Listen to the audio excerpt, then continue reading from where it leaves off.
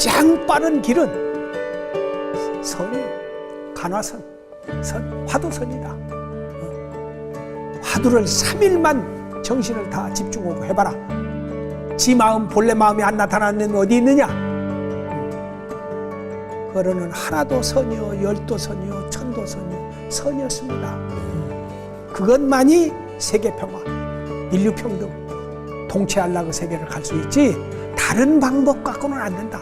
화두가 집중이 돼서 일념이 되면은 개구리가 아무리 울어도 개구리하고 나하고는 아무 관계없어요. 그것이 우는 소리가 들리지 않더라고 말이에요. 거기서 내가 일체유심조로구나. 모두가 마음으로 만들어지는 것이구나.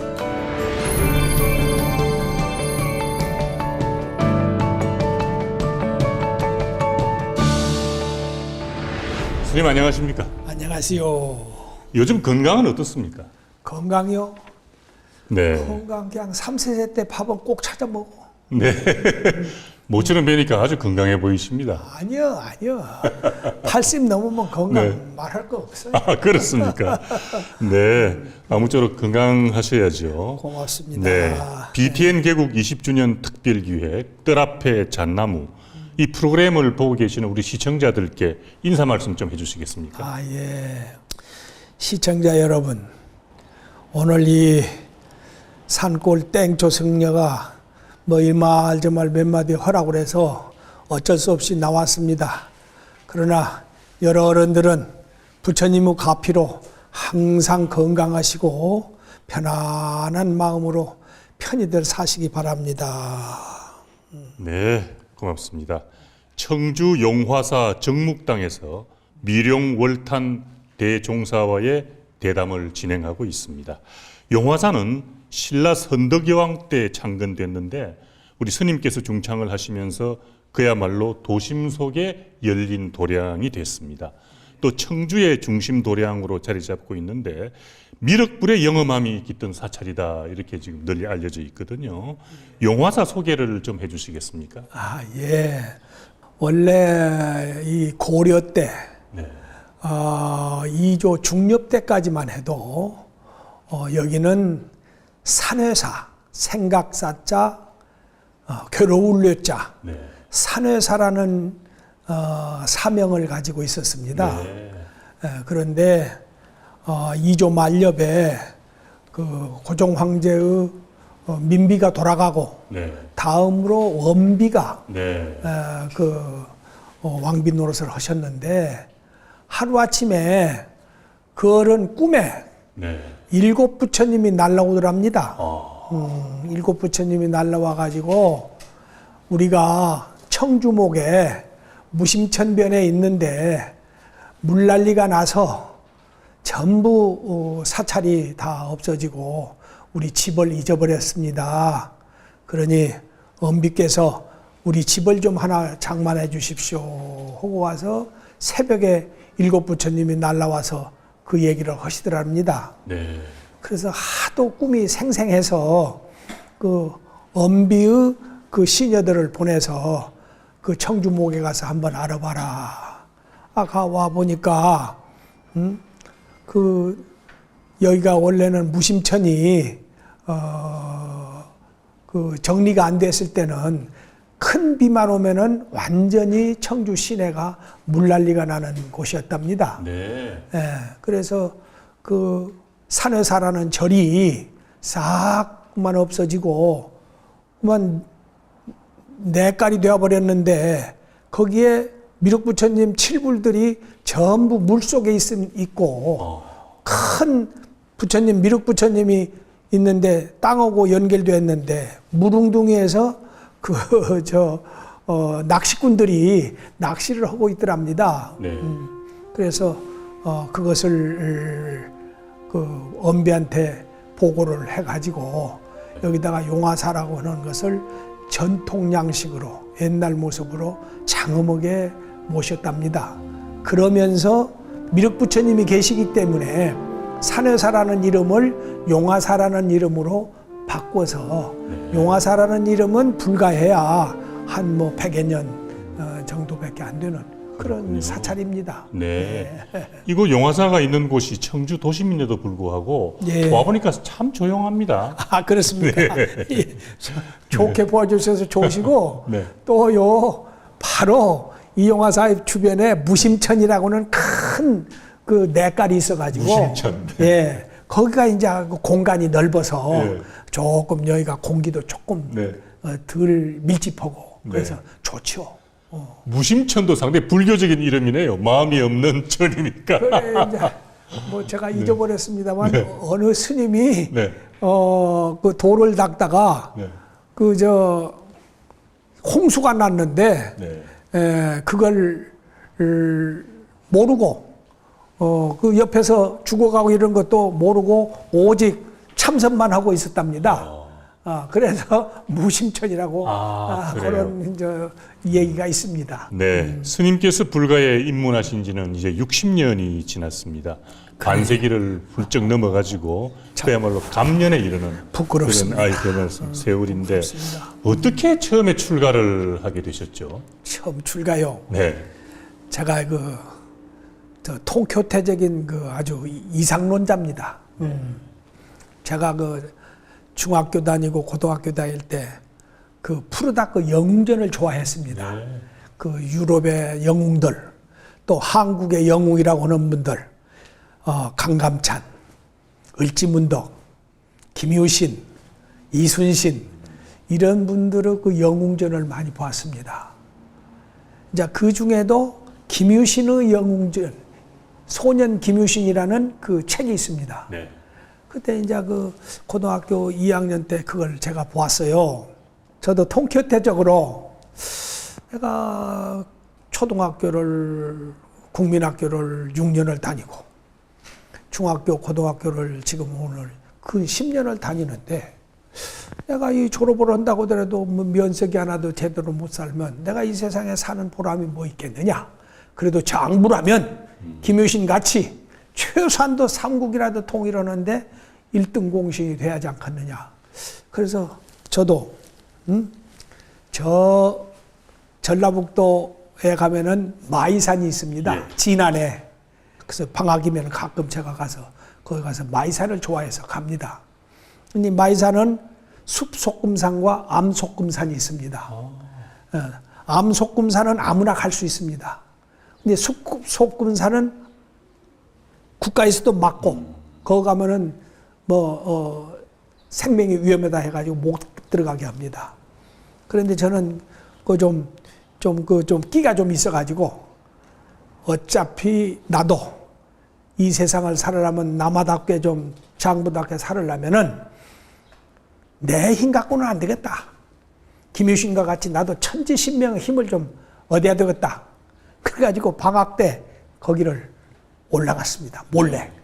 경비 몰래 올라갔어요. 올라가 보니까 거기도 옛날에 마이산에 가면 돌탑이 많이 있지 않습니까? 네. 그 돌탑이 있는데 무너졌더라고요. 근데 거기는 사람이 안 들어가니까 아주 숲이 우거지고 그렇게 되었더라고요. 근데 거기 한번 올라가면 천하가 다 보입니다. 천지가 다 보여요. 그래서 거기서 제가 3일날 3일 밤을 기도를 했습니다. 천지신명이시여, 이 유찬수에게 힘을 주십시오. 이 세상에 사는 보람이 뭐 있습니까? 세계를 평화하고 모든 인류가 평등하고 모든 인간이 자유스럽게 잘 사는 세계를 만들 수 있는 힘을 나한테 좀 천지신명에 좀 주십시오. 그렇게 3일날 3일을 밥도 안 먹고 그 아무것도 없으니까 그렇게 하고 이제 무릎을 꿇고 이제 이렇게 했는데 안 줘. 안 줘. 근데 이제 배는 고프고 물도 하나도 없고 그러니까 살살 꾀가 나더라고요. 꾀가 뭐라고 나냐. 야, 노마가 하루아침에 이루어졌느냐? 내가 오늘 이번에는 그 천지신명의 힘을 못 얻었지만 내가 다음번에 와서 이러고 일단 오늘은 내려가자. 그래서 내려오면서 돌 3개를 가져왔어요. 조그마한 돌을 주먹만한 걸 3개를 가져가지고 내가 이것을 성공하려면 첫째는 노력을 해야 된다.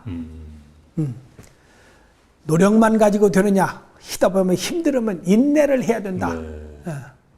그리고 나중에 그런 뒤에 성공이 있다. 그래가지고 그런 걸 노력, 인내, 성공 책상 위에다가 딱 놓고 아침 저녁으로 한 번씩 읽어요. 학교 다닐 때.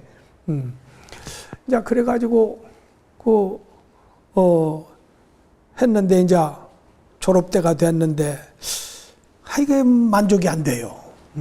만족이 안 돼서 내가 못 이룬 일을 지리산 천왕봉에 가서 한번 해야 되겠다.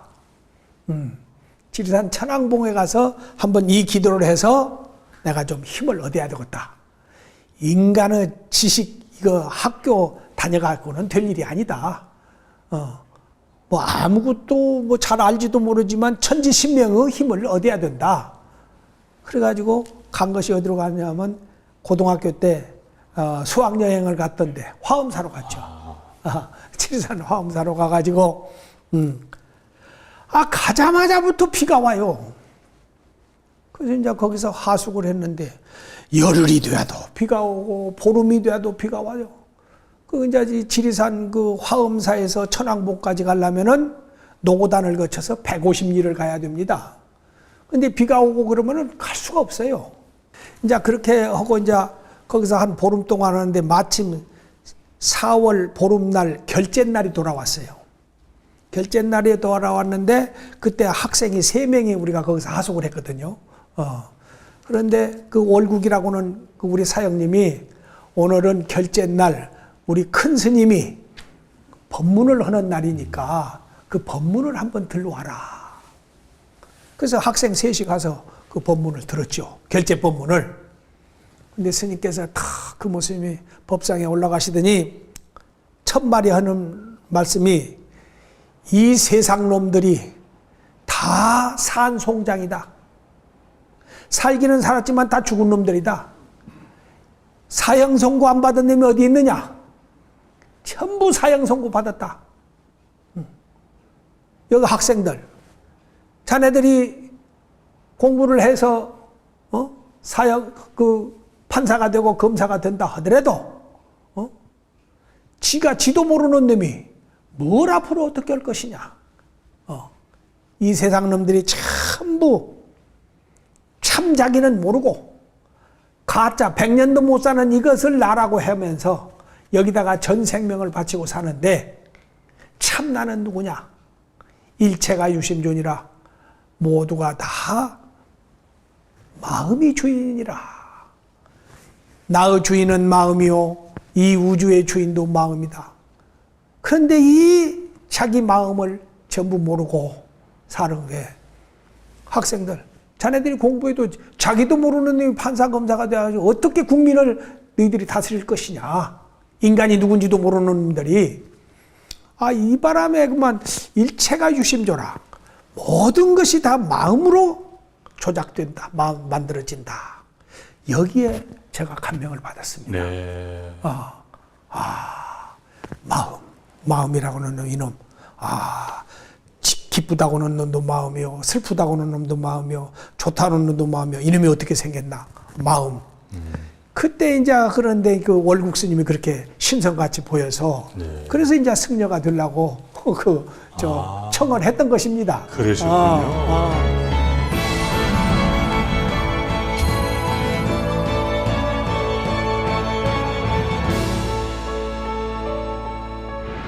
방금 말씀하신 그 은사 스님이신 금오선사께서는 그야말로 참 한국 불교 정화를 이루어내셔가지고 통합종단, 지금의 대한불교 조계종의 역사를 만드신 그런 어른이신데 금오 큰 스님의 생애와 사상을 한마디로 얘기한다면 어떻게 의미 부여를 해드릴 수가 있을까요? 금오 스님의 생애는 오직 견성이요. 견성. 오직 견성을 하지 않고서는 이 세상 평화가 없어. 참 나를 깨치지 않고서는 이 세상은 절대로 극락이 될 수가 없고 이 세상의 부조리를 청결할 수가 없어. 그래서 가장 빠른 길은 선이요. 간화선. 화두선이다. 화두를 3일만 정신을 다 집중하고 해봐라. 지 마음, 본래 마음이 안 나타나는 어디 있느냐? 그거는 하나도 선이요, 열도 선이요, 천도 선이요, 선이었습니다. 네. 그것만이 세계평화, 인류평등, 동체안락의 세계를 갈 수 있지 다른 방법 갖고는 안 된다. 저는 그 사상을 옳게 보죠. 네. 예, 우리가 본심으로 돌아가야지, 본심 본성으로 돌아가야지. 본심 본성이야만이 지혜와 자비와 덕과 복이 충만하고, 그럼으로써 인류가 다 나보다 나이 많은 분은 내 부모요, 나는 다 동물까지라도 다 내 형제 아닌 것이 없다. 그래서 자비로 살펴주라. 이것이 우리 스님 사상이라고 볼 수 있고, 또 저도 거기에 동조를 합니다. 네. 지금 은사 스님을 회상을 하시면은 어떤 생각이 드세요? 지금 하면 너무 순진해. 그리고 저 이 세상 돌아가는 이치에 대해서는 네. 별로 관심이 없어. 관심이 없고 오직 견성하라, 참선하라. 이것이 그 양반 목적이에요. 그러시군요. 그것만이 모든 걸 해결한다. 네.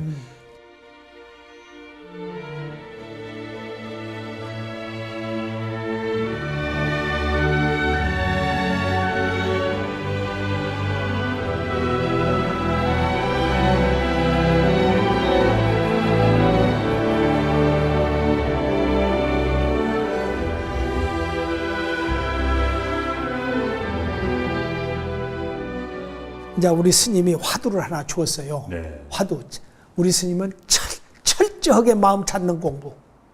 마음을 깨달아야지. 아무리 팔만대장경을 다 보아도 그것은 다 달을 갈치는 손가락이다. 달이 돼야지. 손가락 가지고 뭐 하냐?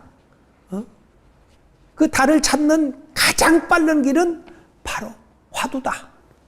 그러면서 화두를 하나 주셨어요. 네. 지금도 그 내가 써가지고 있습니다만은, 뭐 조금 깁니다만, 오유일물하니 나한테 한 물건이 있는데, 무두무미하고, 머리도 없고 꼬리도 없다. 무명무자하며, 이름도 없고 자호도 없다. 상주천 하주지하고, 위로는 하늘을 떠받들고, 밑으로는 땅을 고이며, 명여일 흑사칠이라 밝기는 해와 같이 밝고 검기는 흑 칠통과 같이 검다. 상제 동용중호되 항상 움직여 쓰는 가운데 있는데 수부득자 한번 딱 거두어서 가지려고 하면은 얻을 수 없는 놈 시신마. 이것이 무엇인고? 이것이 무엇인고? 이것이 무엇인고? 이것이 우리 스님이 나한테 중 3개월 하고 3일에 주고 주신 화두가 바로 그겁니다. 그것이 무엇이었습니까? 예? 그것이. 그래가지고 이제 저 공양주를 끝내고 3일가 되니까 당신 시봉을 하는 거야. 예.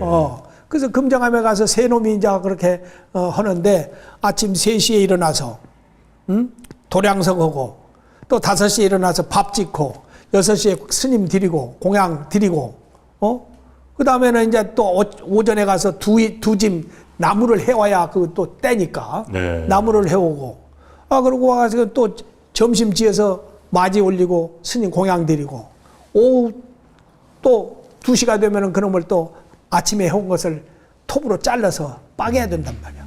그러고 되면 벌써 4시가 되면은 또 공양지에서 스님 5시 반에 공양 올리고 그러면 7시가 되면은 참선하라. 그렇게 하는데 무슨 참선이 돼요. 아무리 운동을 하고 해도 더군다나 그때는 이 허벅지가 운동을 많이 해가지고 살이 쪄가지고 10분만 앉아 있어도 이 허벅지가 아파서 앉을 수가 없어요.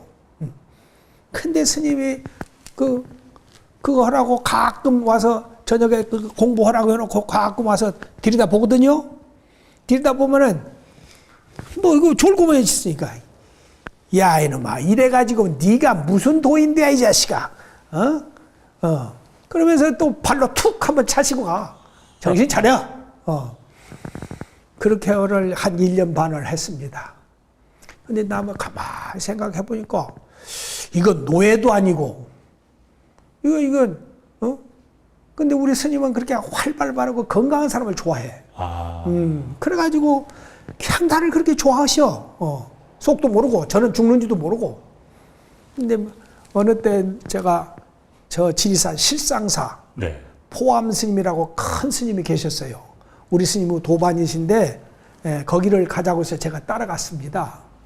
따라가 보니까 실상사가 그런 데를 좋더라고요. 또 위에가 약소에 가면 더 좋고. 그래서 내가 여기서 이렇게 노예 노릇을 할 것이 아니라 살다가 힘들으면 중들은 도망간단다. 그냥 뭐 의리고 뭐고 싹 집어치고 나도 한번 도망가자. 그래서 하루아침에 도망갔습니다. 화엄사에서. 예. 예. 스님 시봉 오다 도망가 버렸어요. 다른 상자들이 많이 있으니까 다른 양반들이 하라고 도망가서 어디로 갔느냐 하면은 그 가봤던데 저 전라북도 실상사. 예. 그리 가서 이제 실상사에 갔다가 또 거기 약수암이라는 실상사 암자가 약수암이라는 암자가 있는데 월인 스님이라고 큰 스님이 계셨어요. 아주 참선을 철저히 하신 어른이 계셨는데 그 양반이 약수암에 사시더라고요. 그래서 항상 스님 법문 때마다 오셔서 저거 잘 알아요. 그래서 그리 찾아가서 스님 제가 이렇게 해서 도망왔습니다. 제가 좀 공부할 때를 좀 하나 알려주십시오. 그래 그 월탄이 같은 그 기상이 있는 사람은 여기서 한 시오리만 올라가면 지리산 상무주가 있어. 옛날 보조국사가 거기서 초견성을 했다는데요. 이게 거기 한번 가봐. 그걸 알려해 주더라고요. 약솜에서 한 시오리 가는데 완전히 이런 산입니다. 예. 거기를 이제 한번 올라가 보니까 기가 막혀요. 그 지리산 그 중턱에 탁 있는데 1600꽃이 됩니다. 예. 예. 그 밑에 바위돌이 있는데 거기가 암자가 있어요. 상무주라는 암자가 있는데 6.25 때 다 타버리고 없고 근데 바위 틈에서도 물이 철철철철 나와요. 그런데 우리 수진이라고 하는 우리 종단에 큰 스님이 한 분 계셨어요. 그 스님이 거기다가 띨집으로 토구를 지어놨더라고요. 보강칸, 방황칸 띨집으로 지어놓고 살다가 네. 너무 힘들어서 가셨더라고. 그 비어 있더라고요. 그래서 가보니까 정말로 좋아요. 근데 먹을 것이 있어야지. 아무것도 없잖아요. 근데 띨집이고. 그때가 이제 초봄이란 말이요. 이거 어떻게 하나. 그래가지고 제가 꾀를 냈어요. 탁발을 좀 하자. 그래가지고 제가 또 고등학교 3학년 때부터 오수에다가 조그마한 체육관을 하나 냈어요. 태권도 체육관을. 근데 이제 먼 사돈뻘 되는 분이 계셔. 근데 부자래요. 네. 거기를 찾아갔죠. 사돈님, 내가 도통을 좀 해야 되겠는데 먹을 것이 없어서 이렇게 탁발을 왔습니다. 쌀 좀 몇 말만 주시오. 아, 그렇습니까? 쌀 3가마니를 주더라고. 그때 55년대 쌀 3가마니면 엄청난 쌀, 논 한마직이야. 쌀 1가마니에. 그걸 주더라고. 그래서 3가마니를 버스에다 싣고 칠상사 앞에 버스 내려다 놓고 그걸 3일을 올렸잖아요. 올려놓고 내가 이놈 먹더라까지 도를 못 통면 죽는다. 이런 마음으로 거기서 이제 쌀을 갖다 놓고 정진을 하려고 이목구를 찾으려고. 근데 우리 스님께서 야, 내가 공부를 한 것은 나도 공부가 안 돼서 처음에는 신묘장구 대다란이를 했답니다. 나 처음 들은 얘기야. 신묘장구 대다란이를 해서 내가 공부하는데 마장을 없앴다. 이런 말을 들은 바가 있어요. 그래서 도를 통하려면 먼저 기도를 해서 마장을 없애야 된다 생각해가지고 이제 거기 가보니까 물은 좋지만은 먹을 것은 간장하고 상추가 조금 몇 개가 있더라고. 그런 걸 이제 그런 걸 먹으면서 이제 야, 내가 도를 통하려면은 기도를 좀 해야 되겠구나. 그래서 3-7일 기도를 했어요. 첫째, 기도가 뭐냐? 시아본사 서가모니 부처님, 천수경을 겨우 쳤어. 그 시아본사 서가모니 부처님을 또 1-2시간 하고, 야, 본사만 찾으면 뭐냐? 지혜가 있어야 부처님이 된단다. 그래서 다음에는 문수보살을 또 정근을 했어요. 지혜만 있으면 무슨 소용이 있냐? 실천이 있어야지. 그러면 보현보살을 또 이렇게 또 기도를 했어요. 내가 지혜가 있고 실천을 하면은 또 자비심이 없으면은 무엇이 안 되지 않느냐? 그러면은 승려는 자비심이 있어야 된다고 우리 스님한테 들어서. 그러려면 대자대비 관세음보살을 또 이렇게 불렀어요. 그리고 또 모든 인간들을 70억 인간들을 전부 다 부처님으로 만들려면 내가 원력이 있어야지 않느냐? 그러면 그 원력의 본사가 바로 지장보살 아니야. 그 지장보살. 그래서 하루에 5가지를 서가모니 부처님 부르다가 또 문수보살, 또 보현보살, 또 관세음보살, 지장보살. 밥 먹고 옷 입고 그 밥 먹고 불 때는 거 이외에는 그것만 한 거예요. 그래가지고 3-7일이 됐어요. 예. 아, 이제부터는 내가 공부를 해야 한다. 이 먹고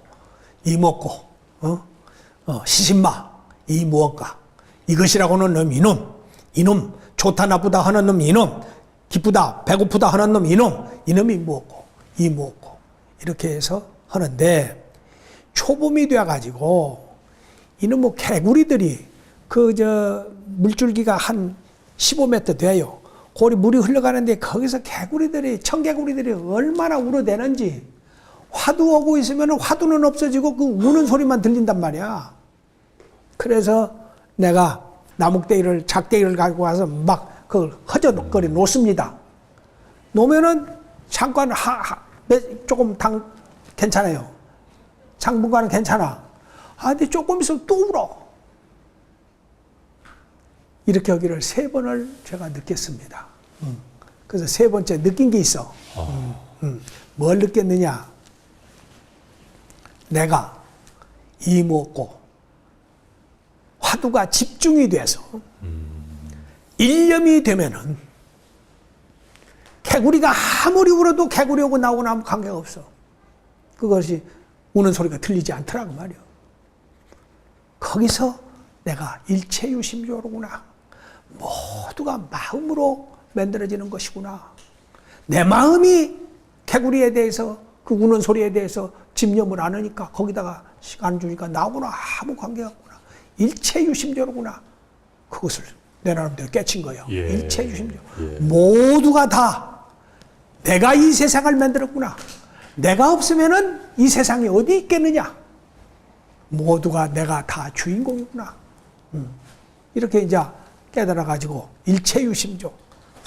그래가지고 좋아가지고 거기다가 이제 아무것도 없으니까 부엌 벽에다가 솥 위에 벽에다가 딱 숯으로 글을 쓴 거야. 석양. 그때가 석양이요. 네. 석양. 청화. 푸른 개구리. 일성명곡에 한 번 우는 소리에 시방세계가 무부하로구나. 시방세계가 나님이 없구나. 제 나름대로 깨달은 거예요. 네. 그래서 그 스스로 그걸 딱 써놨어. 거기다가. 이야, 모두가 일체가 유심조구나. 모두가 이 우주가 다 내 아들이고 내 부모고 내 형제로구나. 이걸 어떻게 다 제도하느냐. 벌써 제도할 생각이 나더라고. 네. 모두가 다 마음으로부터 이 우주가 편안하고 전쟁도 이 사람들 마음만 변하면 전쟁이 없고 이 모두가 이 마음으로인데 이 중생들을 어떻게 교화하느냐.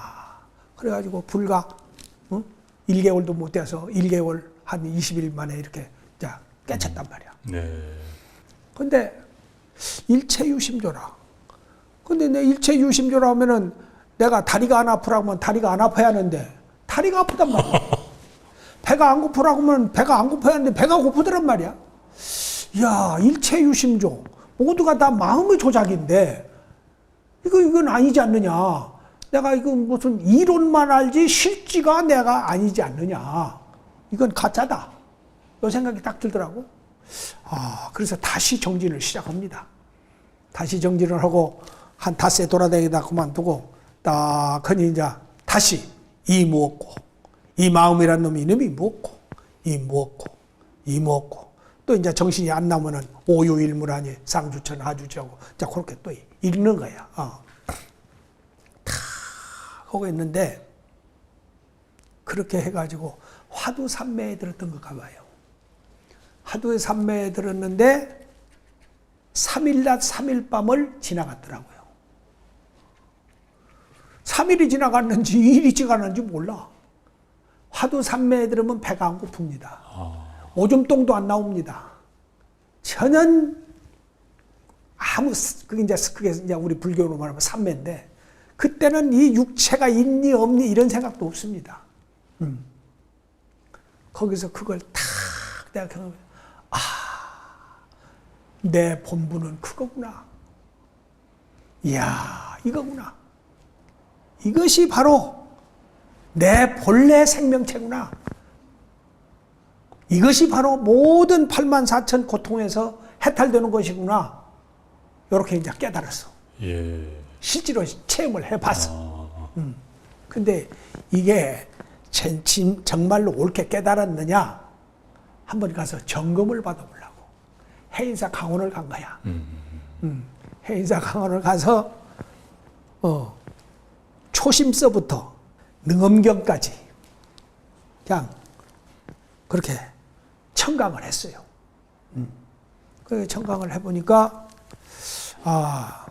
맞기는 맞은데, 중생을 제도하려면은 내 이 좁은 지식 갖고는 안 되겠구나. 더 넓게 알으려면 경전을 다 봐야 되겠구나. 그래서 거기서 이제 경전 공부를 하기 시작한 거예요.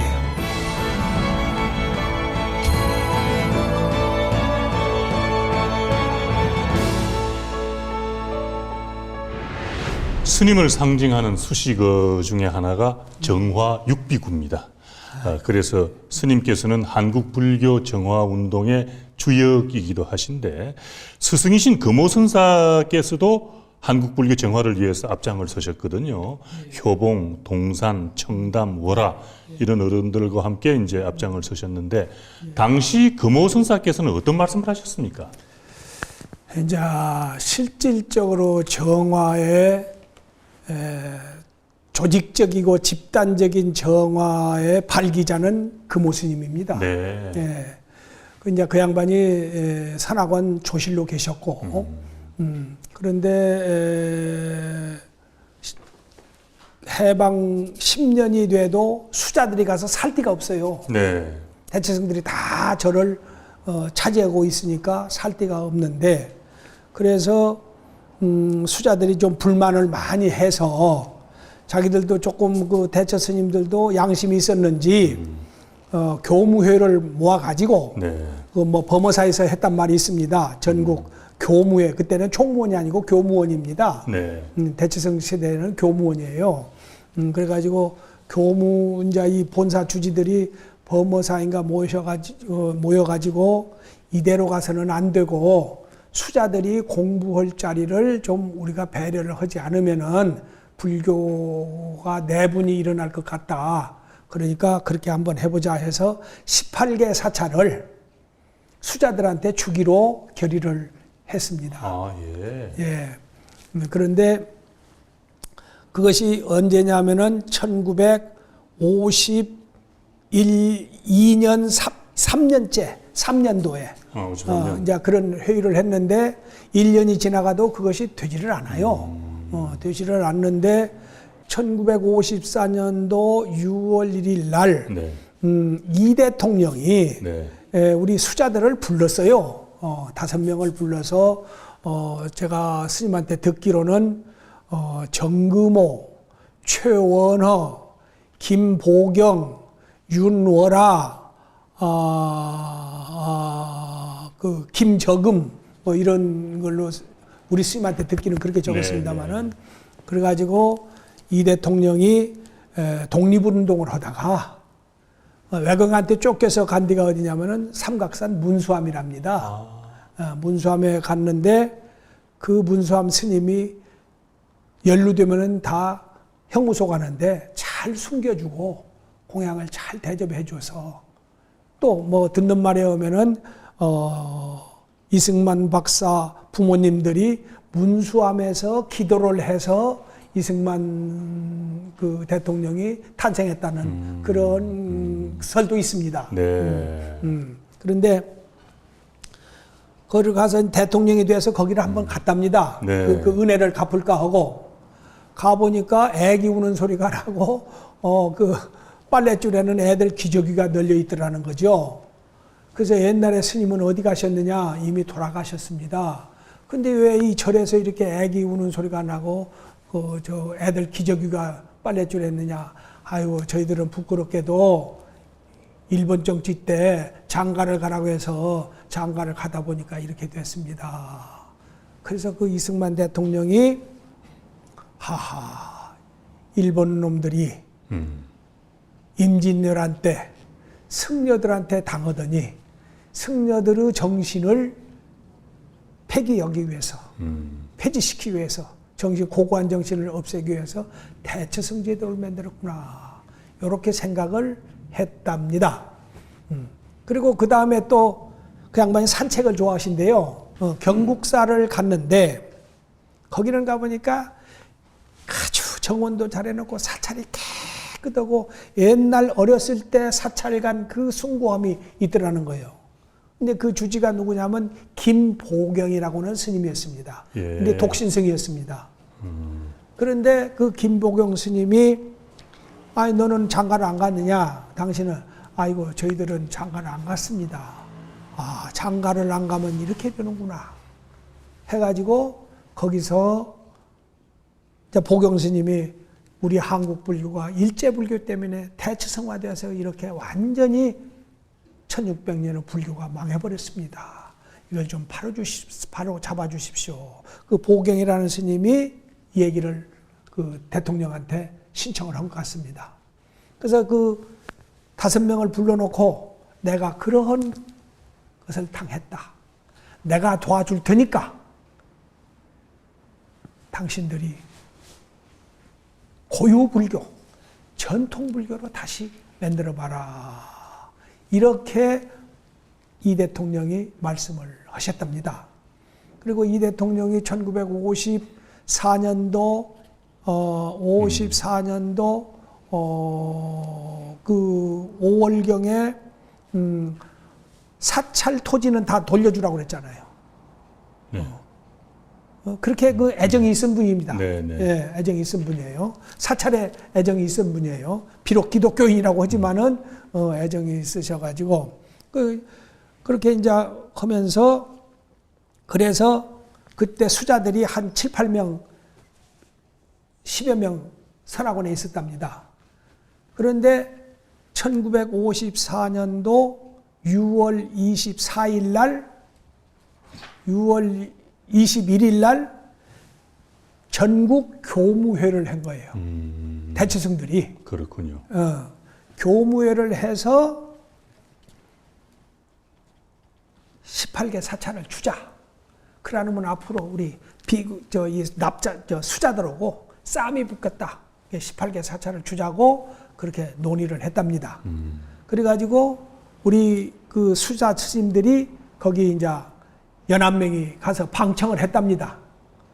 방청을 했는데 가 보니까 오히려 48개를 주자고 그러더래요.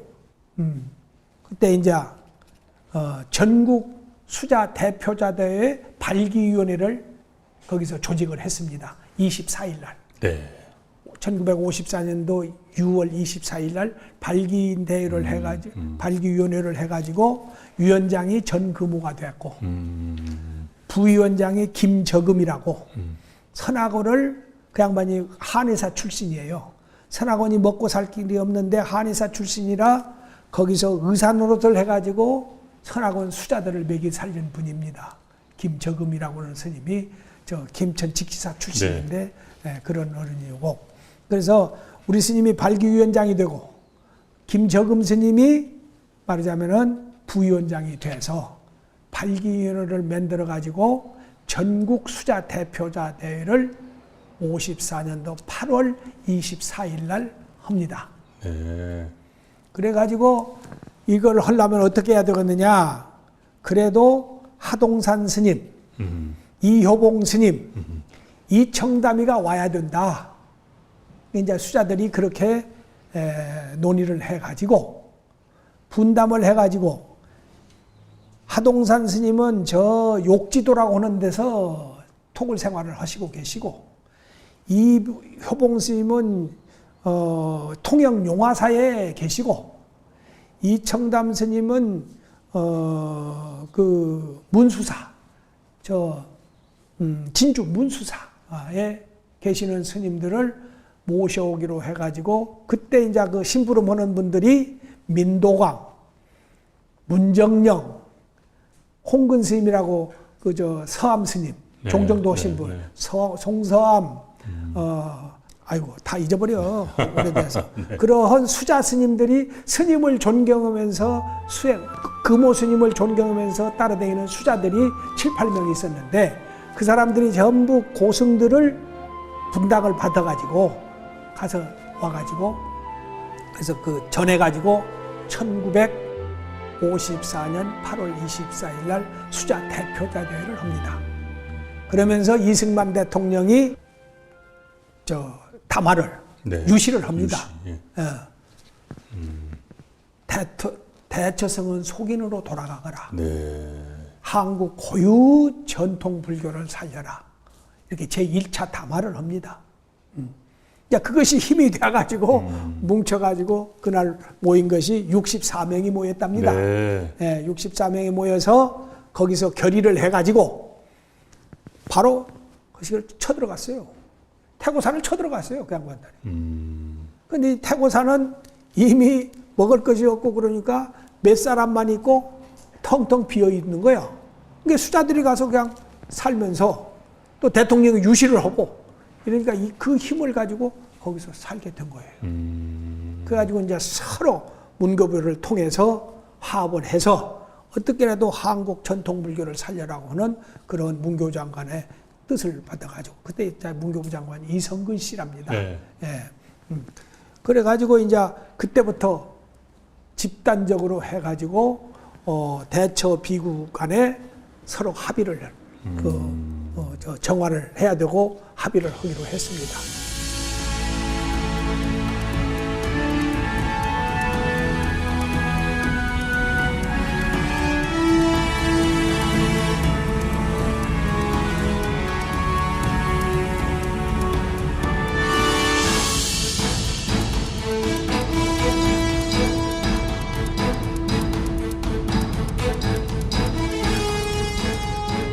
자, 대를 해가지고, 그 비구숭, 그래도 한국 불교 정통 불교로 돌아가야 된다. 그러면 어떤 사람이 중이냐? 그래서 그 사람들하고 합의를 해서 8대 원칙을 세웁니다. 예, 승려 8대 원칙. 첫째, 승려는 독신이어야 된다. 그리고 삭발 여미를 해야 된다. 그리고 불범사발하니 살도 음망, 살생을 안 해야 되고 도둑질을 안 해야 되고 음행을 안 해야 되고 술을 안 먹어야 된다. 거짓말 안 해야 된다. 그리고 불주육초, 담배 안 피워야 되고 고기 안 먹어야 되고 술 안 먹어야 된다. 예. 담배 안 피고 고기 안 먹고 술 안 먹어야 된다. 승려라면은 그게 8대 원칙에 들어가는 거예요. 그리고 비불구자여야 된다. 승려는 불구자가 되어서는 안 된다. 그리고 20살 이상 승려로 받는다. 그리고 3년 동안 대중처소에서 공부한 사람을 승려로 만든다. 이렇게 해서 8대 원칙을 세워요. 네. 근데 이제 대처성들이 그걸 계속 반대하는 거예요. 그럼 다 나가야 하니까 자기들이. 이짝 대표 5명, 저짝 대치성 대표 5명을 모여놓고 문교부에서 그렇게 절충을 시키는 거예요. 문교 장관이. 근데 그것이 오래 갑니다. 예. 그것이 언제까지 가냐면은 54년 6월 24일부터 55년 8월 16일까지 가는 거예요. 네. 8월 16일까지 가면서 서로 이제 문교부와 치안국에서 이렇게 합의를 시키려고 애를 쓰는데도 대처 스님들은 생존권이기 때문에 그건 도저히 잘 안 되는 거예요. 그 비사를 보면 눈물 나오고 그럼 도저히 눈물 안 나고는 읽을 수가 없습니다. 그래가지고 그것이 55년 계속 밀그락 달그락 해서 그렇게 싸움을 해서 55년 8월 16일까지 그것이 진행이 됩니다. 그래가지고 이제 점점 나오다가 승려대회를 해야 하는데 그 사람들이 인정을 안 해줘요. 대처 스님들이. 이게 이제 이 저짝직 대표 5명, 이 짝직 대표 5명인데 그래서 합의를 해서 승려대회를 해야 옳은 종단이 탄생하는 거예요. 우리 불교 법으로. 이 승려대회를 하려니까 대처스님들이 당신들 다 쫓겨나는 짓을 안 한다고 말이야. 8대 원칙을 중심으로 보면 당신들 다 쫓겨나야 하잖아요. 안 해가지고 그것이 언제까지 밀려오느냐면은 55년 8월 16일까지 몰려오는 거예요. 예. 54년도부터 시작해가지고. 그래가지고 이제 그래서 그래도 안 해주니까 나중에 소구산 스님이라고 하는 스님이 계세요. 이효봉 스님 상자시고 맞상자시고 아주 철저한 또 수자 스님인데 그 어른이 화선지 4m 50짜리 화선지를 4m 50짜리에다가 465자를 혈서를 씁니다. 이놈이 안 나오면 이놈 잘라서 하고 이놈이 안 나오면 이놈 잘라서 하고 이렇게 해서 456자를 혈서를 써서 탄원서를 이 대통령한테 올립니다. 예. 그러니까 그 경찰들이나 이런 사람들이 다 감동을 받는 거예요. 감동을 받아가지고 그래가지고 이 대통령이 또 4차 유시를 내려요. 대처성은 물러가거라. 그러고 순리로 처리해라. 이렇게 해가지고 결국은 5인 대표 중에 두 사람이 승려대회를 하자고 8월 16일 날 승려대회를 하자고 그짝 대처성 측 대표가 허락을 해줍니다. 네.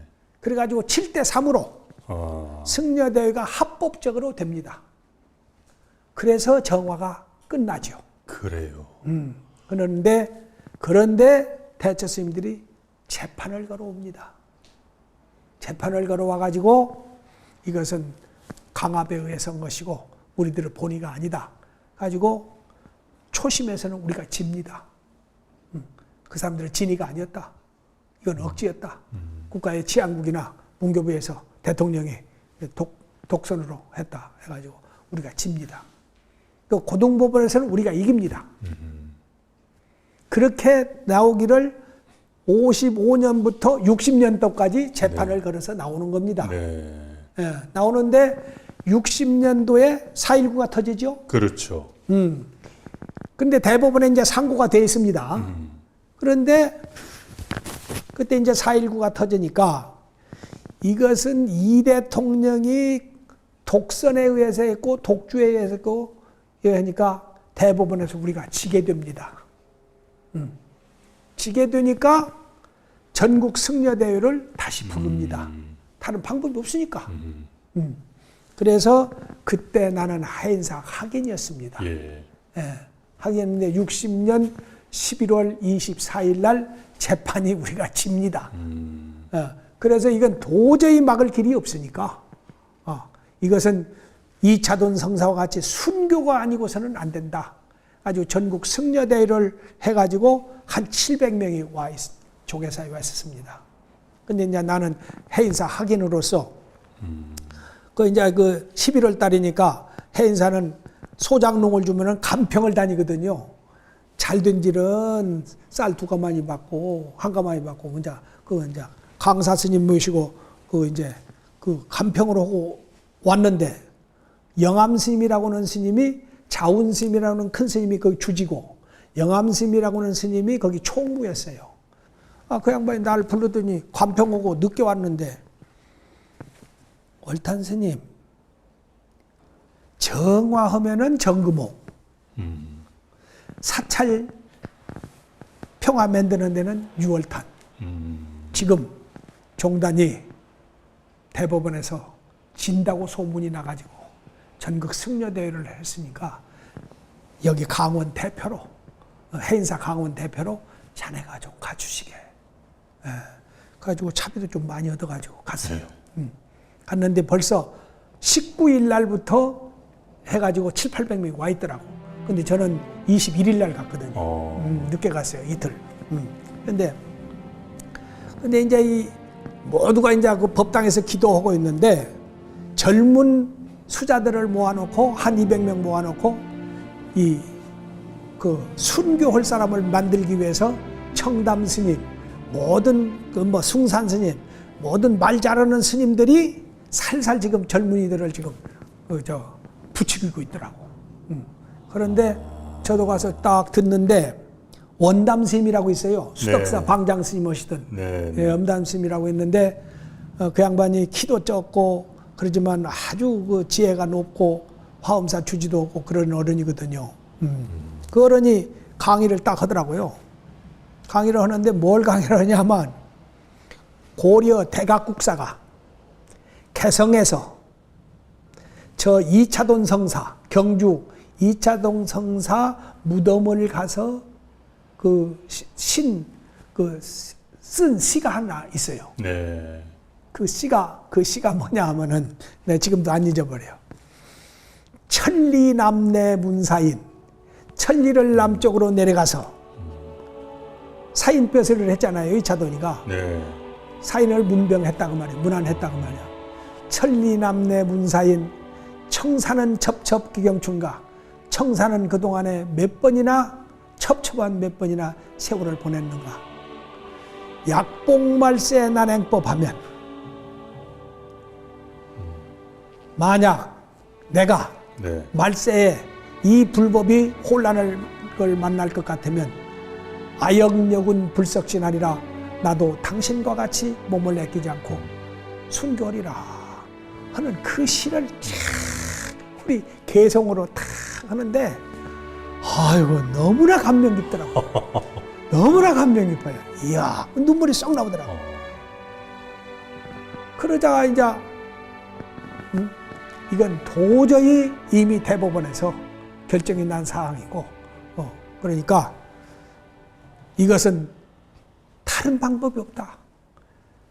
대처 이 종단에는 불교는 대처성이 없다고 하는 것을 대법원장이나 대법원에 가서 호소할 사람이 나와야 된다. 죽음을 각오하고 그 이제 모집을 하더라고. 근데 6명이 거기서 손을 들고 나갔어. 그래서 근데 나도 거기에 내 생사가 없는 줄 알았는데 네. 야 내가 여기서 죽을 때구나. 이 불법의 정법을 살리기 위해서 내가 여기서 그 희생할 때구나. 그런 생각이 탁 들더라고요. 그래가지고 조계사 밑에 이제 지대방이라는 데서 네. 이제 청담 스님하고 6명이 수의를 했습니다. 그래가지고 6명이 그거를 걸어갔습니다. 근데 이상하게 하나도 막는 사람이 없대. 근데 대법원에 갔는데도 누가 막는 사람이 없어요. 그리고 조용해. 그 희한하다. 그래서 3층인지 2층인지 그건 기억이 별로 없어. 근데 뭐 3층 같아. 대법원장이라고 실이 싹 떠 있더라고. 거기를 6명이 들어갔죠. 그러니까 이제 대법원장이라는 분이 딱 앉아 있더라고. 앉아 있는데 가서 우리가 모자를 벗고 우리는 비구승입니다. 어떻게 세상법으로 불법의 옳고 그름을 닦을 수가 있습니까? 우리 불법에는 대처성이라는 건 없습니다. 이 한마디를 대법원장에게 호소하고 이것이 참말이라는 것을 우리 생명을 바쳐서 약속을 하겠습니다. 그러고 그 활복을 시작한 거예요. 그런데 검은 제복을 입은 모자를 쓰고 있는 경찰 모자를 쓰고 있는 경찰이 나를 와서 여기를 탁 세리더라고요. 이걸 세리는데 그 죽는 거 아무것도 아니야. 아주 기분이 몽롱하니 아주 편안하게 나도 모르게 쓰러진 것 같아. 아주 뭐 그 죽는 거 그거 아무것도 아니더라고요. 그런데 나중에 일어나 보니까 병원에서 3일 동안 무의식으로 있었다는 거예요. 의식불명으로 있어가지고 거기서 이제 병원에서 3개월 치료를 받고 또 이제 법원으로 끌려갔죠. 가가지고 한 3, 4개월 이제 재판을 받았어요. 재판을 받았는데 나중에 알고 보니까 네. 거기에 앉았던 분이 대법원장이 아니고 그때 대법원장은 배정현이라는 대법관이 직무대행을 했답니다. 그리고 그 밑에 대법원 그 판사인 고재호 대법관이 네. 거기 그렇게 앉아 있었답니다. 나중에 들은 소리입니다, 이것은. 예. 고재호 대법관이 이제 있었고, 근데 우리는 그게 이제 모르니까 대법원장인 줄 알았죠. 근데 이제 우리가 재판을 받았어요. 네. 재판을 받는데 그 고재호 대법관이 증언을 잘 서줬습니다. 그 사람들은 와서 위협을 한 바도 없고 그 사람들은 자기 의견만 말하고 소란 떠는 것도 없고 나도 눈물이 났다. 그 사람들의 그 정성은 그 애종하는 그 불법의 정법을 지키려고는 그 뜻은 나도 눈물이 나더라. 이렇게 증언을 해줬어요. 그래가지고 우리가 1년 6월에 집행유예 3년을 받았습니다. 네. 그래가지고 이 불교가 그러다 보니까 전 그 국민이 전 매체들이 전부 비구성이 옳다고 그래. 아무리 장면 정권이 그 기독교적인 것이기를 해도 대체성들이 아무리 해도 그걸 쳐들지 못했습니다. 네. 대법원에 졌어도 이제 환송 파기를 시켰죠. 고등법원에 한 것이 잘못됐으니까 다시 판결을 하라고 대법원에서 환송 파기를 한 거예요. 그럼 우리가 진 거거든요, 말하자면. 네. 예. 그런데 그 사람들이 쳐들지 못했는데 그러자 61년도 5.16이 터집니다. 그렇죠. 5.16이 터져가지고 그 국가재건 최고위원회에서 모든 국민들의 시비와 모든 분열은 다 중단하라. 네. 그래서 중단을 시켰습니다. 그 상태로 중단되니까 비구성이 다 저를 가지고 있었으니까 대체성들보다는 많이 가지고 있었으니까 그래서 그걸 유지를 하는데 다시 이제 정화가 시작됐습니다. 국가재건 최고위원회에서 다시 비구 종단의 분열을 종식시키겠다 해가지고 특별 종교 담당들을 만들어가지고 합의를 시켰습니다. 네. 합의를 시켜서 대치승 측 대표 15명, 비구승 측 대표 15명을 불러서 어떻게라도 합의를 해라. 이제 합의를 시키는데 우리 비구승들은 우리가 진정한 불교를 살리려면 정통 불교를 살리려면은 최소한도 8대 원칙을 지켜야 된다. 그걸 놓고 또 비구승고 대체승고 계속 싸우는 거예요. 30명이 앉아가지고 계속 그것 때문에 얼마나 싸우느냐. 2달을 싸우는 거예요. 그래도 합의가 안 돼. 안 될 수밖에 없잖아요. 안 되겠는데요. 그거 되면은 대체성들이 다 나가야 하니까. 예. 그러니까 국가에서 이게서는 안 되겠다. 과연 불교가 어떤 것이 옳으냐. 이걸 하려면은 비구승 측 대표 5, 대치승 측 대표 5, 사회 불교학자 5, 15명으로 축소 그 비상대책위원회를 만들어서 여기서 결론 내도록 하자. 이렇게 하는데 대체성들이 합의를 해줬어.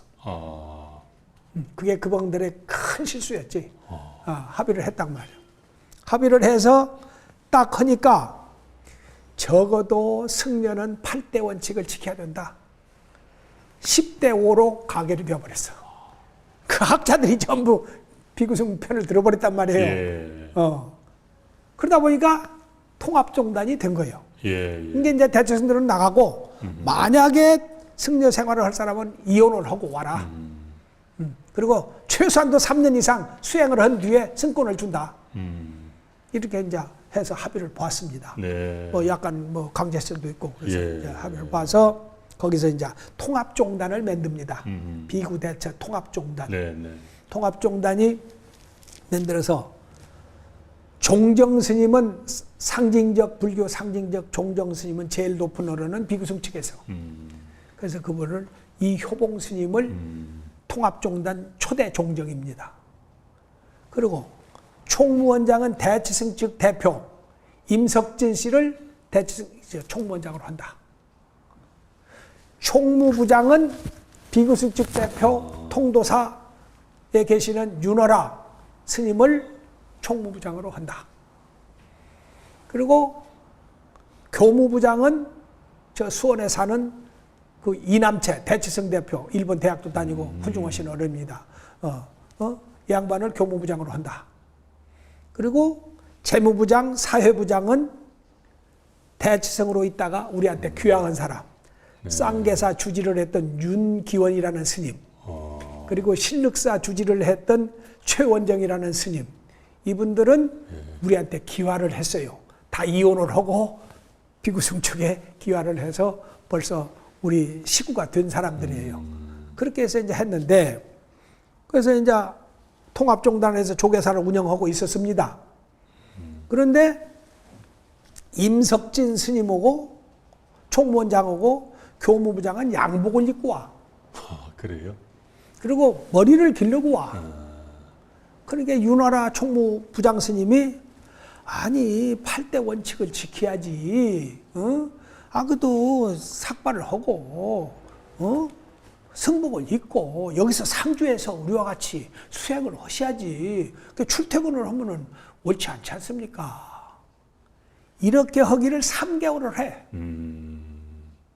근데 윤화라 스님이 충청도 저 부여 양반인데 하나도 성질도 안 내면서 차분하게 계속 그렇게 한 거예요. 그러니까 이분들이 견디다 못해서 우리는 이거 옳지 않다. 그래가지고 탈퇴를 합니다. 그래가지고 또 다시 재판을 겁니다. 그래요? 69년도에 대법원에서 비구승이 승소 판결을 냅니다. 그래서 완전히 통합종단이 대한불교 조계종 1600년의 역사와 전통을 가진 하나의 정식 종단입니다. 네.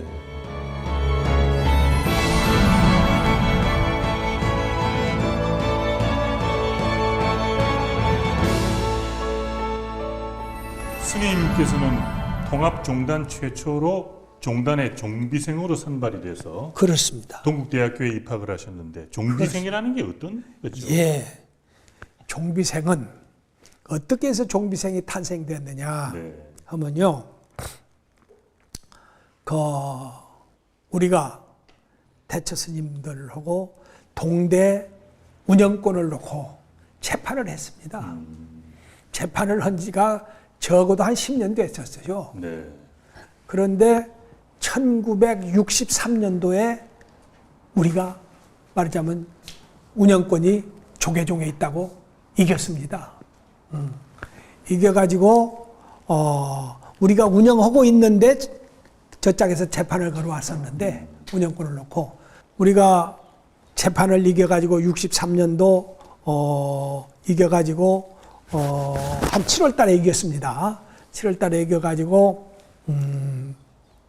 그 총장을 누구를 모셨느냐면은 김범린 건국 초대 문교부 장관인 김범린 씨를 총장으로 모셨습니다. 네.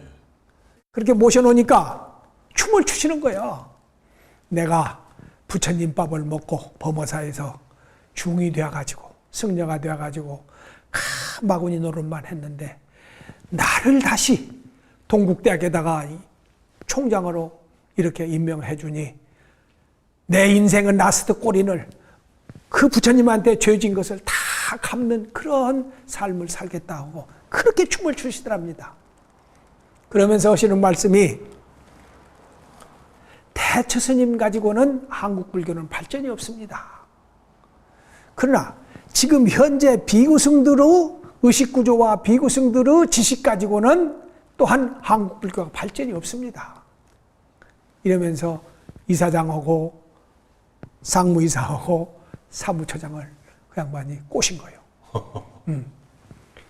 앞으로 승려가 현대 사회를 모르고서는 현대 중생들을 구제할 수가 없다.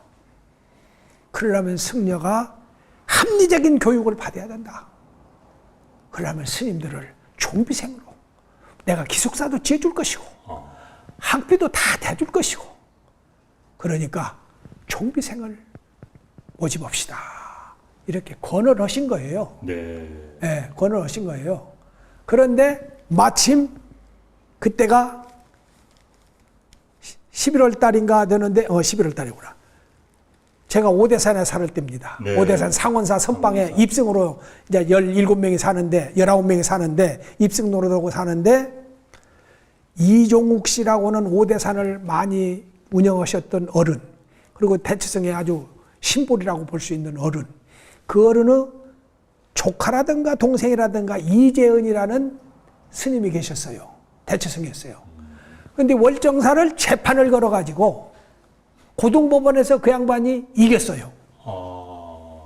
그래가지고 150명의 대체성들을 끌고 거기를 정화하러 왔어요. 비구승을 내쫓아러 왔어요.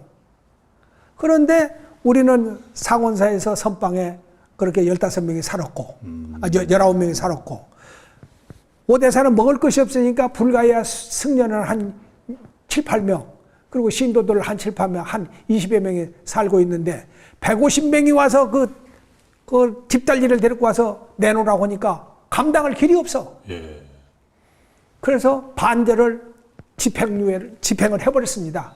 그래서 붉은 딱지를 했는데, 그러니까 거기 총무라고 하는 사람이 그때 주지는 탄어 스님이고, 그 제자는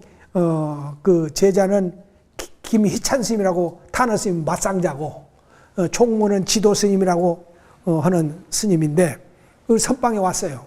네. 월탄 스님. 저한테 삼배를 해요. 나보다 나이가 많은 양반. 스님, 대처성이 150명이 쳐들어왔습니다. 이걸 뺏기면 정멸보궁도 상원사도 다 뺏깁니다.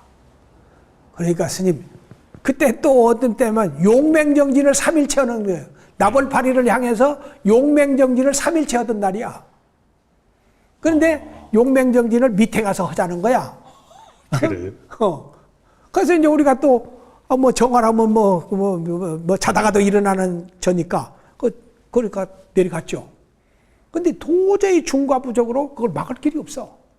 그런데 마침 우리 김범진 총장이 되더니 3개월 만에 전국 승려 250명을 중진들을 모셔서 한 달 동안 동국대학교에서 교양강좌 특강을 하시는 거야. 특강을 하시는 거야. 그런데 내일 모레 글피면 회항이 되는 거예요. 3개월. 1개월. 30일 1개월. 그런데 제가 딱 그 생각이 나더라고요. 그래서 내가 밤에 그 돈이 없어가지고 희찬 총무스님이 구워가지고 직무대리하는 주지스님이 구워가지고 그리고 택시를 타고 갔지 않습니까? 그래가지고 아침에 강의하러 전에 제가 일찍 8시에 가서 동대 이사장실에서 기다렸죠. 그래서 자 오대산 정멸보궁을 대처 스님들이 150명이 지금 쳐들어왔다. 그리고 월정사는 지금 붉은 딱지가 반절이 집행이 되어버렸다. 내리면 다 끝난다. 어떻게 하면 쓰겠느냐? 이게 일타라고 하는 큰 스님. 네. 그때 이제 일타 큰 스님도 네. 거기 학인으로 와 있었어요. 그때 이제 그런 중진들이에요, 다. 네. 예.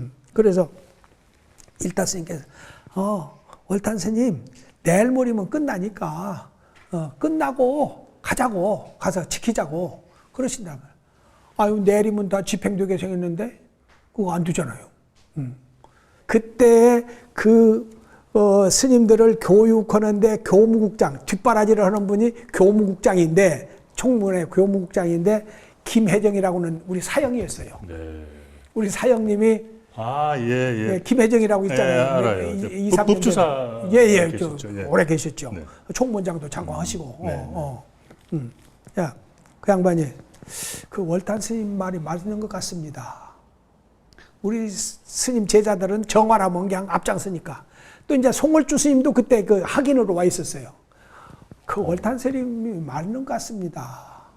그리고 또 이제 그때는 감찰부장이 할복 동지야. 문성각 스님이라고. 그 월탄 스님 말이 맞습니다. 그게 이제 동의를 싹 했단 말이야. 이게 한 20명 중진들이, 그러면 그것부터 막아야 된다. 교양 강좌 자리를 그리 옮기자. 월정사로 옮기자. 그래가지고 버스 3대를 금방 그 시기를 대절을 해가지고 밤에 그냥 왔습니다. 그래서 거기를 막았습니다. 예. 그때 이제 일타 스님이 얘기하는 거예요. 김범진 총장이 이런 말을 하더라.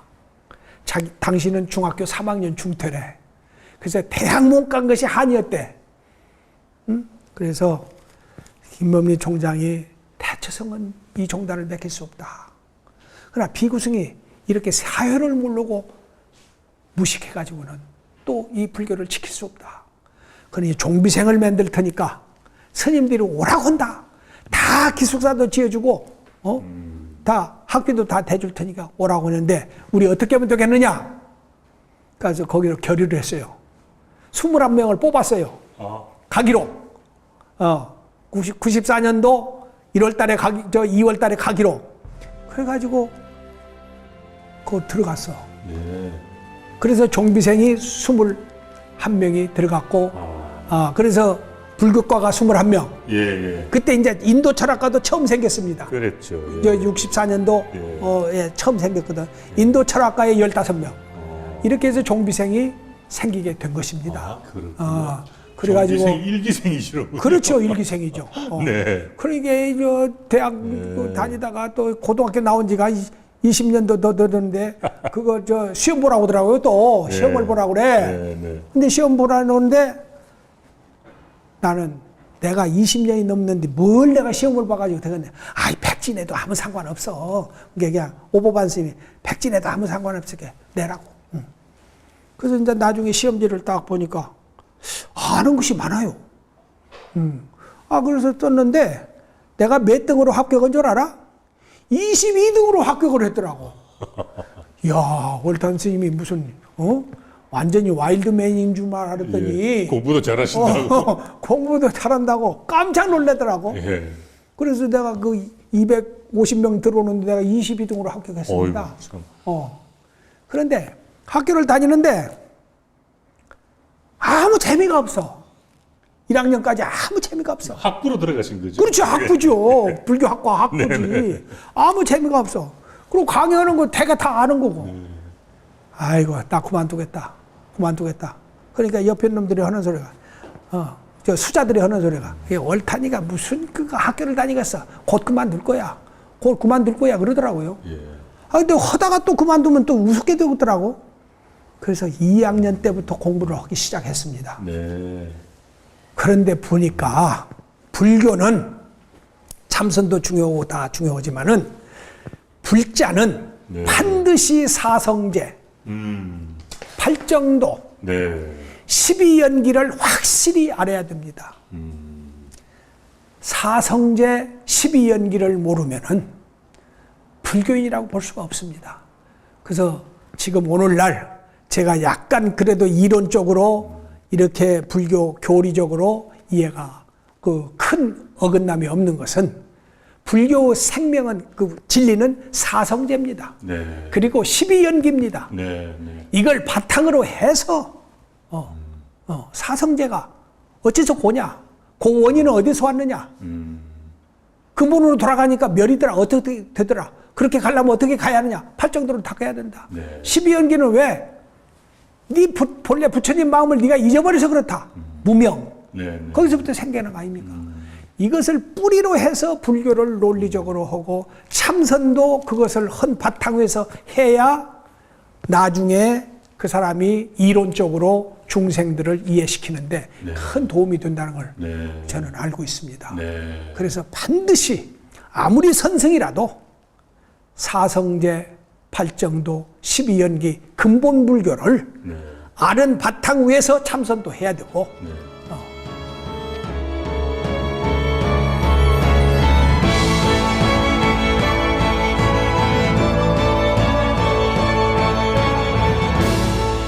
스님께서는 누구보다도 한국 불교를 걱정하고 또 한국 불교의 발전을 위해서 일생을 바쳐 오신 어른이십니다. 부끄럽습니다. 예, 요즘 그 한국 불교의 세계화가 필요하다 이런 목소리가 높거든요. 한국 불교의 세계화를 위해서는 어떻게 해야 할까요? 첫째, 대한민국 국민으로부터 불교 승려가 불교가 존재 가치가 있고 승려들이 존경을 받아야 됩니다. 불교 세계화를 하는 데는 한국 승려가 우리 국민으로부터 첫째 존경을 받아야 되고 그래서 그 힘이 다른 나라로 또 힘이 뻗쳐가도록 해야 된다. 그러려면 우리 승려들이 한국 5천만 국민으로부터 존경받을 수 있는 행동이 어떤 것이냐. 존경받을 수 있는 것이 과연 뭐냐. 첫째는 세상이 오욕적 물질적 동물로 인간이 변해가고 있지만 구태의연하다고 하지만 계행을 무시해서는 안 된다. 아직까지는 계행을 무시해서는 안 된다. 일단 계행을 첫째 승려가 본성을 깨닫고 안 깨닫는 건 두째 치고라도 계행을 그대로만 지키면은 국민으로부터는 존경받는다. 도력이 많고 적고는 두째 치고. 그래서 우리가 청정승가 계획만 잘 지키면은 물질적 노예에서 어떤 오욕적 노예에서 다 벗어나서 이 좋은 세상에 승려들은 그래도 저렇게 깨끗하게 사는구나. 그러면서 항상 밝은 얼굴을 가지고 있는 게 참 보기 좋구나. 그래서 먼저 국민으로부터 존경받는 불교가 돼야 된다고 봅니다. 그러려면 지계, 계행을 지키는 것이 굉장히 중요하군요. 예, 저는 그렇게 봅니다. 지금 미국과 유럽에서 이제 불교가 상당히 관심을 많이 모으고 있는데 미국 사람들이나 유럽 사람들은 불교 하면은 티베트 불교를 많이 연상을 합니다. 그것은 이제 달라이라마라는 이 월드스타의 영향이 큰 탓도 있겠는데 그래서 그런 거를 볼 때 우리 한국 불교는 간화선을 세우고 내세우고 적극적으로 포교에 나서야 하는 것이 아닌가. 그러니까 미국과 유럽 이런 데를 상대로 해가지고 그런 생각도 듭니다. 일체 중생의 모든 84,000 고통과 근심을 싹 척결할 수 있는 것은 본심, 순수 본심, 순수 본성으로 가는 그것을 그 방법을 알려줘야 그 세계로 가도록 해야 참 불교다. 나는 그렇게 봅니다. 네, 그렇군요.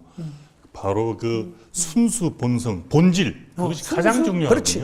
순수 본심, 순수 본성, 순수 본질이라고도 볼 수 있죠. 그것이 가장 중요하다는 것을 깨우쳐 주셨습니다. 우리 월탄 스님께서는 이제 출가 60년이신데 지난 60년을 되돌아보면은 어떤 생각이 드십니까? 글쎄, 그렇게 나쁘게 살지는 않고 나름대로는 해보려고 애를 썼는데 좀 국민 정신 계몽도 해보고 종단도 좀 잘해보려고 하는데 잘해보려고 생각이 있었는데 능력이 부족하더라고요. 능력이 너무 부족하더라고요. 그래서 지금 나는 이제 늦었지만은 수행자 본분으로 돌아가서 생을 마치고 또 다음 생에 원력을 세워서 다시 사바에 한번 와서 중생의 그 잘못된 인생관, 잘못된 우주관을 바로 잡아주는 그러한 선지식이 한번 됐으면 좋겠다. 세계적인 존경받는 철학자요, 또 성직자요, 또 모든 종교자요, 그런 사람이 됐으면 좋겠는데, 중생을 제도하려면은 많은 방편을 가져야 되겠습니다. 서가모니 부처님과 같이 1100억 화신을 낳을 수 있는 힘을 가져야 중생이 제도되지. 이 외고집적으로 가나선 해라 요 한마디 가지고는 어렵지 않나 생각이 듭니다. 저는 그런 부분이 너무 모질했습니다. 그래서 요새 모든 것을 접고 저를 조고각하는 저를 반성하고 제 단점이 무엇이고 제 조금이라도 긍정되는 것은 무엇이고 그래서 단점을 끊어내는데 남은 인생을 근본적인 생각과 우주관에서 잘못된 그 생각을 가지고 있는 것을 버리자. 그런 생각을 지금 하고 그냥 부드럽게 다 사는 것 같습니다. 별 말씀 다 하십니다. 다 사는 것 같습니다. 앞으로도 많은 가르침을 베풀어 주시기를 바라면서 마지막으로 지금 이 시간을 함께 하신 우리 불자들에게 득담 한 말씀 부탁드리겠습니다. 불자님들이시여 얼마나 고단하십니까? 고단하신데 그것을 벗어나려면 부처님이 말씀한 인생이 무엇인가? 내가 누구인가? 이 우주는 왜 생겼는가? 어떻게 생겼는가? 내 가족은 어째서 내 가족이 됐는가? 나는 왜 이렇게 뜻대로 안 되는가? 왜 나는 이렇게 잘 되는가? 이런 것을 알고 살으셔야 진정으로 행복을 얻을 수 있습니다. 불자 여러님들, 너무나 돈과 사랑과 식욕과 건강과 명예에 집착해서 거기서는 진정으로 행복이 아무리 해도 얻을 수 없습니다. 수만 번 쉬고 내쉬지 못하면 다 아침 이슬과 같이 없어져 버립니다. 불자님들이시여, 진정으로 당신을 사랑할 걸랑은, 가족을 사랑할 걸랑은 참 내가 누군가를 그래도 하루에 아침 저녁으로 한 번씩이라도 꼭 한번 의심을 가져보십시오. 또 이 늙은이가 말이 많네요.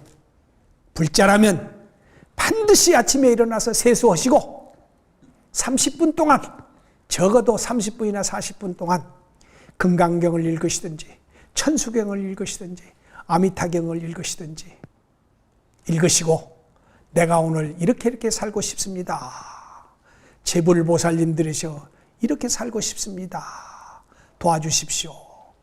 내가 오늘 이렇게 살으려고 했는데 이것은 내가 실수했다. 이건 잘못이었다. 내일은 이렇게 안 살겠다. 이렇게 하루를 마감하는 인생을 살으시면은 3개월만 꼭 그렇게 해보십시오. 그러면은 여러 불자님들의 인생관이 확 달라지면서 아내로부터, 남편으로부터, 아들, 딸로부터, 부모님으로부터, 친구로부터 존경받는 인생이 될 것이라고 저는 확신해 믿습니다. 잔소리가 많아서 죄송합니다. 감사합니다. 네, 스님 오늘 말씀 대단히 고맙습니다. 아이고, 너무 잔소리가 많다. BTN 개국 20주년 특별기획 뜰 앞에 잣나무. 오늘은 청주 용화사의 미룡 월탄 대종사와 함께했습니다. 월탄 스님은 한국 불교의 현대사와도 같은 분이십니다. 청정 성가를 위해서 순교를 감행했던 스님의 용기가 한국 불교 수호의 소중한 역사를 이루는 데 크게 기여했습니다. 그래서 오늘의 우리 불자들은 모두 스님께 큰 신세를 지고 있다고 하겠습니다. 순수 본심, 순수 본성, 순수 본질로 살아야 하겠습니다. 월탄 스님과 함께했던 행복한 시간 여기서 모두 마치겠습니다. 시청자 여러분, 성불합시다.